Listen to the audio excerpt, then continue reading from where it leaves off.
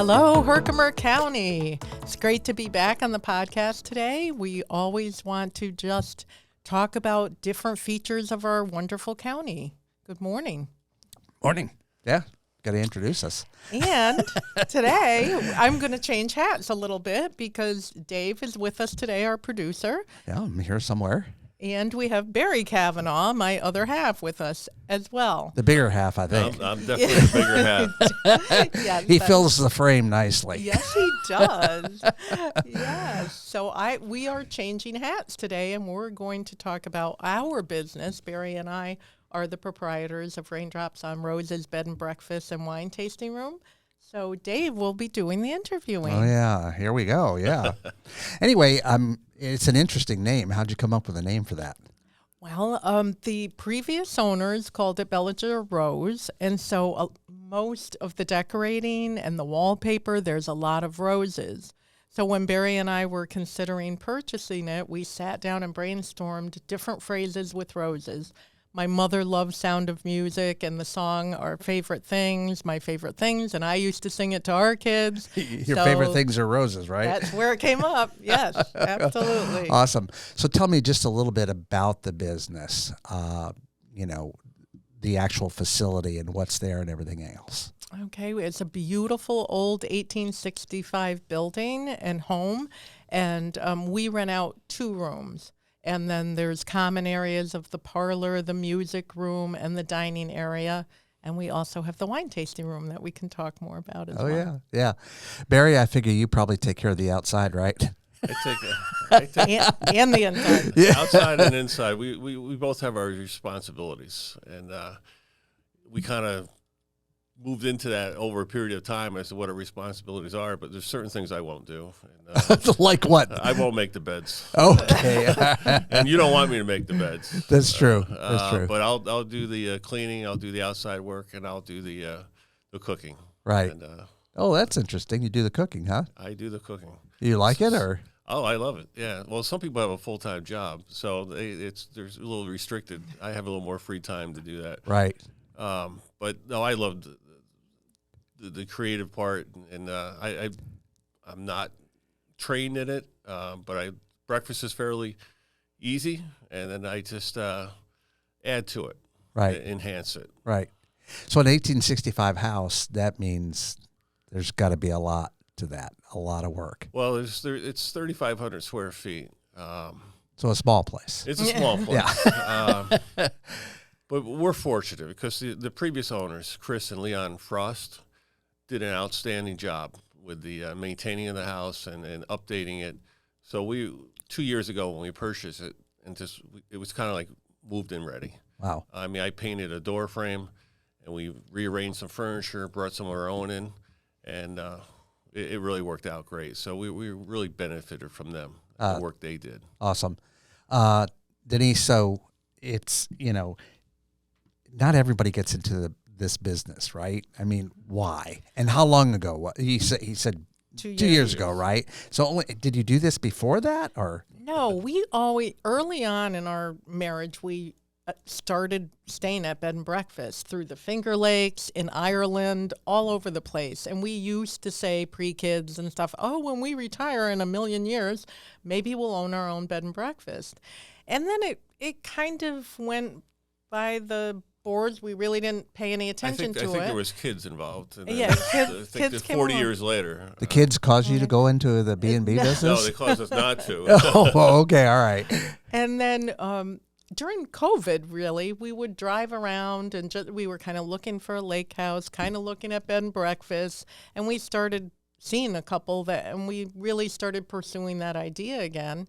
I left a big job that I had, and we found this bed and breakfast. We found another one outside of Cooperstown that needed a ton of work, and we are not those people. Yeah, and I had you don't want to do that, right? I can't do that. Okay, all right.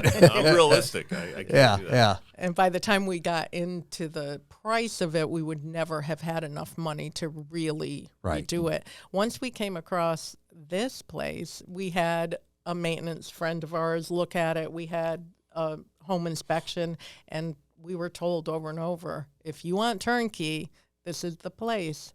So we went to the other bed and breakfast in town, Grand Colonial, and we asked them how their business was. And he said pre-COVID, he had to turn people away all the time. He said, open it. And we did open it, and they will come, and they have come. Really? We've Wow. been so busy. Who would you consider of the two of you as the business manager who really? Denise. There's not a lot of question with that. When he said there's things he won't do. That's one of them. Yes. Well, the reason I asked that is because, so you've been looking at this for 40 years, this idea, right? So how has the industry, since you've been an observer and now you're an owner, how has it changed over those 40 years? And I'm not sure we would know enough about that because we didn't look in that interim time. Right. I think the concern, like with everything else, was the COVID years. You know, Right. how did that impact? And I think the most that it impacted the industry was you don't go in people's rooms every day and clean. Right. Same as hotels now. There's a little different So way it's that different they're now, managed. really? Yes. Yep. That's interesting. Is that the only impact of COVID, or was there other things? Forget the health restrictions, whatever, but how did it change the business, morph the business? I think people, when they started traveling again, it is a opportunity that they would take advantage of. People liked the smaller places to stay rather than a big hotel. It Right. seemed, I think, safer and more comfortable for people. Right. Okay. Yeah. That's I was done. You're done. All right. What about, so you've had 2 years of different guests. Who's been one of the most interesting ones? You don't have to say their name, but a character kind of thing. Well, I see a lot of thinking going on there. You've got somebody in We've mind. had such great people stay. It's just wonderful. We've- But we've did had, you have somebody in mind? about 200 bookings in the years. That's not bed nights. That's just straight up bookings. Bookings, right. So, I guess Mike comes to mind. Mike from Georgia. Mike, a graduate from Little Falls High School. He came back for his 50th reunion, and he booked 5 nights with us last year, and he came back again this year for 5 nights, and he just loves it. We have a wraparound porch, so he sits on the front porch at 3 o'clock in the afternoon with his book, with a glass of scotch. And he goes, From the wine tasting room. well, actually, we don't carry scotch. He brings his Oh, own. okay. All right. I was just checking. And this year I actually left him a bottle. He's just a nice guy, and we love to have him there. But he goes, I can't do this in Georgia. He goes, I can't get out on my back porch until like 8 o'clock at night. It's just too hot and too humid. No, the poor boy. For me to sit here 5 days and just from 3 to 5 in the afternoon read a book, it was like 72 degrees, no humidity. Right. It was unbelievable. So he hit some perfect days. Wow. And he considers himself family now. He has sent us things. We have a sign on the porch that he sent us as a gift. Wow. And we have other people right now with us. It's their 3rd time back. Their mom is 100 and she's in nursing home around here. And they have come back from North Carolina for three times. Right. We've had people from New Hampshire meet other relatives at our place, and after the 3rd day, they come down with a box, and the woman says, after breakfast, she goes, I want to give this to you. And we're like, what is it? And we open it up, and it's a tri-fold antique mirror. Wow. And like, you're giving that to us? Oh, absolutely, because we now live in a log home in New Hampshire. It doesn't fit in with our decor, and we just wanted it to be in the right place. And after being here, the 3 days, this is the right place, and we want you to have it. Right. That's amazing. It was amazing. We just met these people, 2 days ago, and now they're giving us stuff. And so people are very, very nice. Yeah. Not that you have to give gifts in order to No. stay with Right, us, but right. we're surprised by that. Right. We're very Probably surprised. the most interesting. Early on, we had a couple from England. We've had people from 31 states and 6 countries, Dave, in a year and a half, 2 years. It's See, that's where I was amazing. going. You would have Yeah. some incredible people. So tell me about them. The people from England came to us. They had been in the States for 6 months. They flew into the West Coast, bought a vehicle, and traveled throughout the whole country. And they were, toward the end of their stay, they were going to fly out of Boston. But they had also gone back to England halfway through the trip to change their luggage and to, seasonally, I guess. Okay. So we were like, who are these Is that a people? thing? Like, I mean, we're like, they Hold were, on, let me fly 14 hours round trip to go change my luggage. right. I got it. And while they were there, they were with us, I think, 3 nights, and they were travel fatigued by this time. They were 2 days away from flying home. And we were like, who does this? They're probably 50-year-olds, and we're like, what job do you have? And they were talking about they were going to go to Africa next. They were going to do Asia. And in talking to them and researching, he had been in development and construction, and he also wrote a book, like a thriller. So I immediately looked up the book and bought the book. It was pretty good. Right. And just fascinating that they found us. And that is what we want our message to be, too, that Herkimer is just a really desirable place. We're on the way places. And they Google where to stay. They see our place on a website and they end up here. And so, England, we've had Germany, Scotland, just fascinating. Oh. We have a gentleman who's been with us 2 years now. He comes, I think it's early April, but he coordinates it with the opening of the Herkimer diamond mines. So that's an attraction. Right. He's like 27 years old. He comes up, it's like his 5th year here.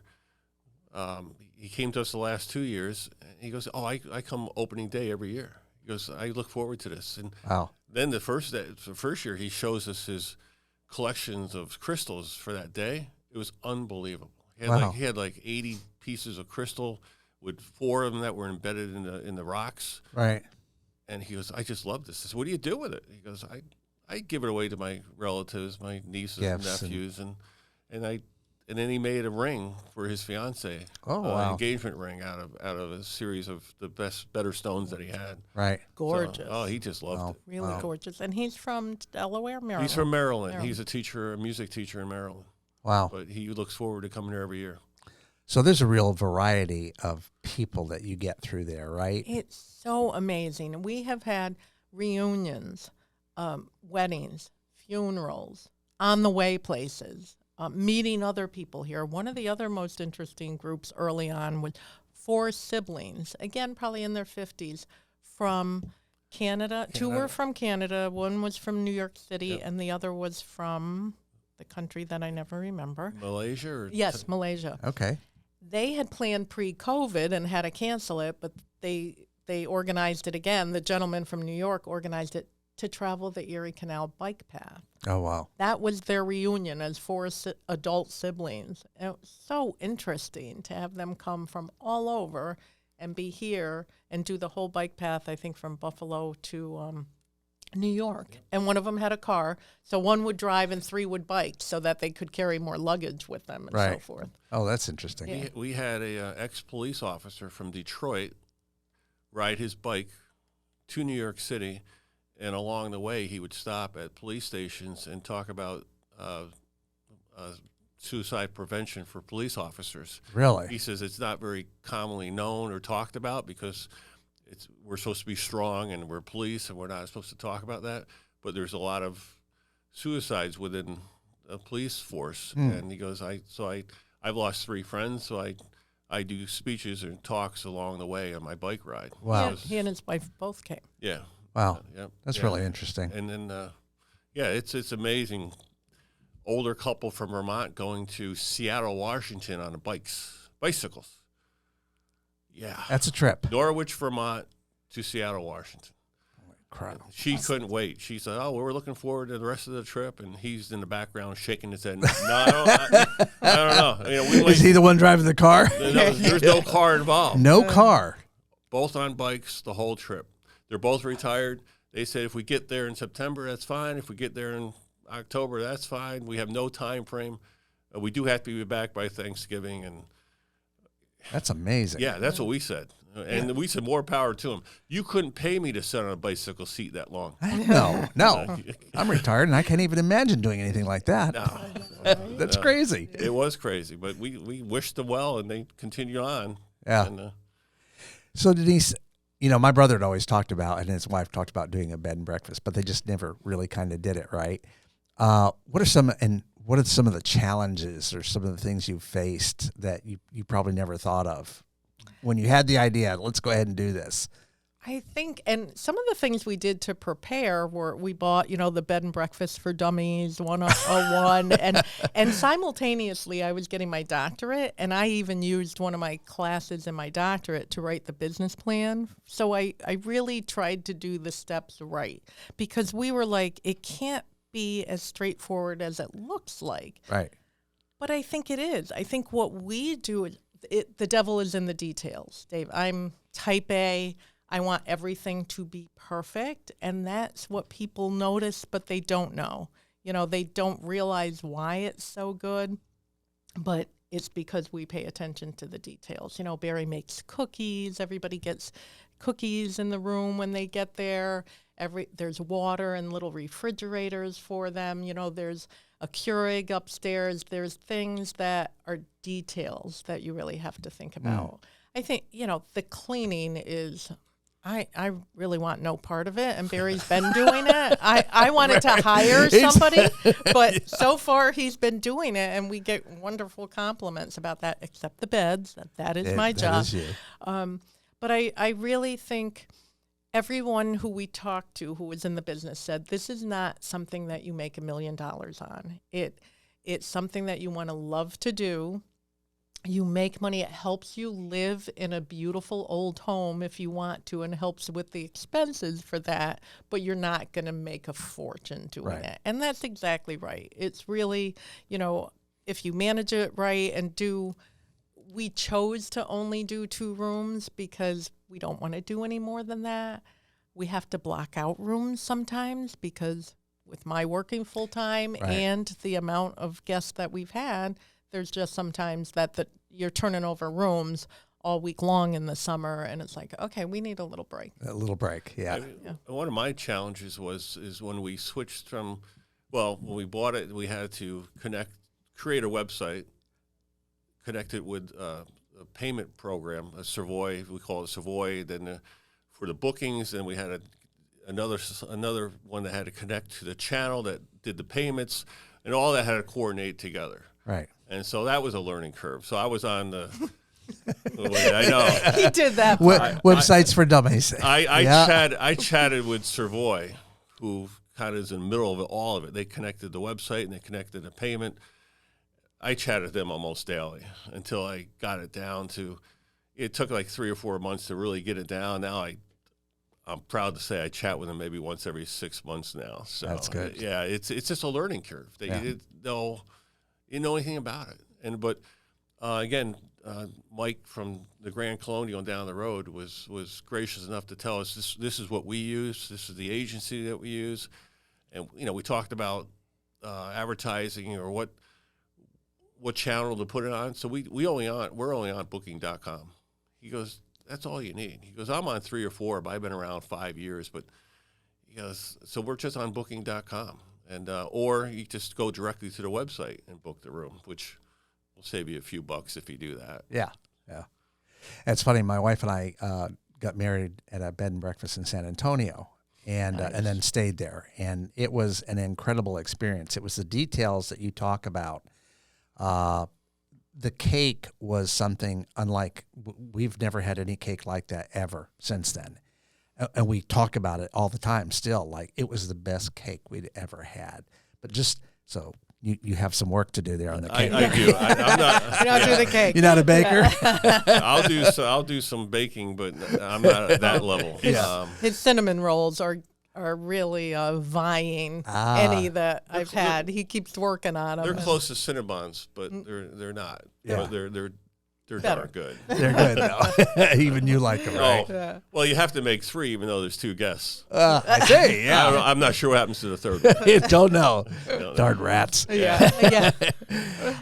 So you've got Airbnbs out there. For people who wouldn't know, what's the difference between an Airbnb and a B&B? Yeah, and the Airbnbs don't have breakfast, and you rent the place and you have to do everything and bring in the food and so forth. It's a real different clientele. I think previously to our buying Raindrops, a couple had put in an offer to have our place as an Airbnb, and the offer fell through. It just didn't work. And that's a different clientele. You're not looking for the pampering, the breakfast. The experience. And some people just don't want to really talk to people, and really, Yeah. you're staying at a motel, you're not there to socialize. And that's what, we had to really learn that balance, which I did.